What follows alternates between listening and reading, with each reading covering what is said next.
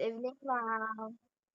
Good evening to everyone. So, to formally start this sit-in virtual interview, I would like to introduce myself first. I am a third year BSed English student at North Central Mindanao College, and I'm with my partner, ma'am, Samantha JCRI.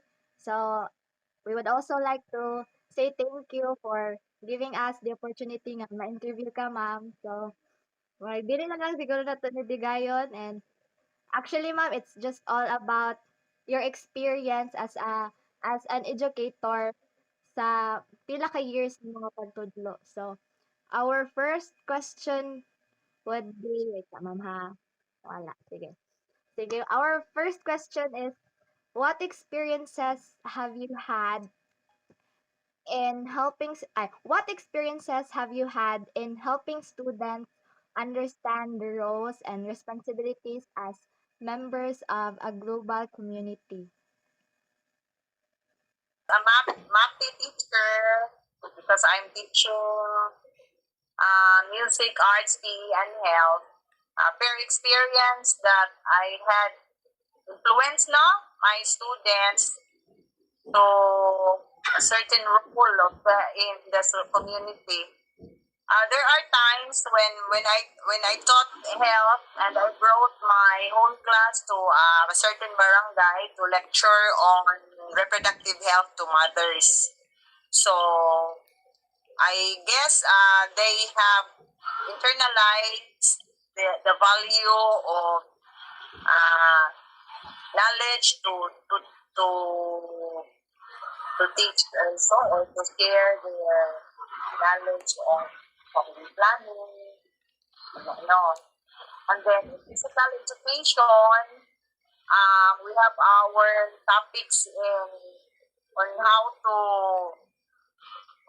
how to maintain a healthy body through exercise and healthy food. So I guess in that way I had influenced them to stay healthy. Okay, ma'am. Para to kulang. Okay, ma'am. So, for the next question, ma'am, Miss Arai will ask you the next question po. Okay, ma'am. So, our second question, ma'am, is how do you design learning activities that encourage students to think critically and solve problems? Okay. So, most of my classes, I usually give my topic in advance for the students to be able to prepare, read, and research on internet and read their books. During our lecture, I strike higher thinking skills sa mga higher order thinking skills so that they can answer it according to the knowledge that they have received or internalized during my lecture. So it's not more on objective, although there are some objective, but during our lecture, I usually use the higher order thinking skills so that ma-elevate po na ilahang how to answer questions. Hindi magsigit sa AI. Okay, ma'am.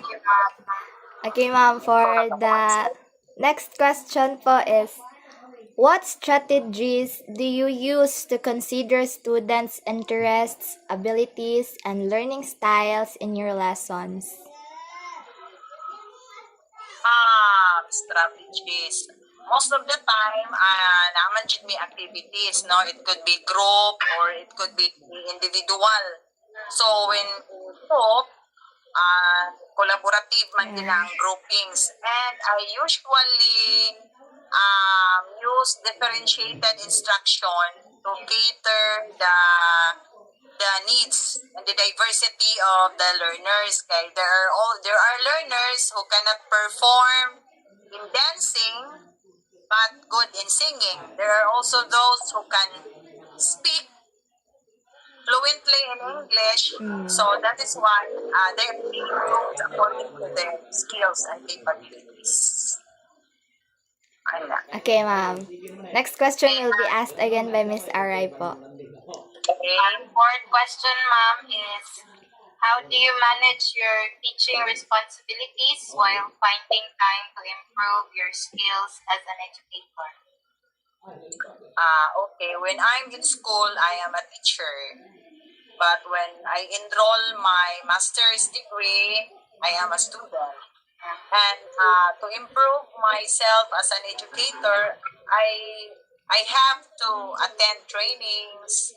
Some are required, some are voluntary meetings. We have our learning action cell, of which we share knowledge and skills and experiences that could augment our skills also in teaching. Okay, ma'am. Thank you, ma'am. So for the last question po, for our benefit, what is your advice for future educators like us? Sige. So the first thing that you should ask is, do you really want to become a teacher? Yes. Because teaching, usahay man God, because we have no choice, Yeah. mahimot ang teacher. Gani. But teaching is more than just a job. It requires dedication to work, dedication to teach. You should have that passion to teach, because there are teachers that I have observed they don't usually attend to their classes. But you must have that heart to empathize students who are coming from far places, online, or gastos, back to school. Pag-abot sa school, aside nga kasabaan sa maestra, pag-insudlan sa maestra. So, you should have that skill if you cannot teach or you cannot attend to your classes. And it needs dedication here, and passion, because when you are a teacher, you are not only teaching the lesson, but you are also teaching life skills. So, para ma-make a difference to a student's life. So, ito na ako. Unang ang teaching is no burden, it's not only teaching the lesson, but also teaching life skills, the values na nagkawala na naman. So, ito mo ang pag-asa ng bayan. Nausap na dahil, ma'am. Nila dahil ka ba? Ito. Sige, ma'am. Thank you so much, ma'am, sa imuhang perspective and insights about sa mga question namo, and also thank you kayo for your advice, and surely i-follow na mo na unta among heart fully dedicated good in teaching. Thank you so much, ma'am, sa imong time. Thank you, ma'am. Thank you po, AJ. I hope I satisfied your questions. Yes, ma'am, super. We've learned a lot. Sige. Thank you so much, ma'am. Bye po. Okay.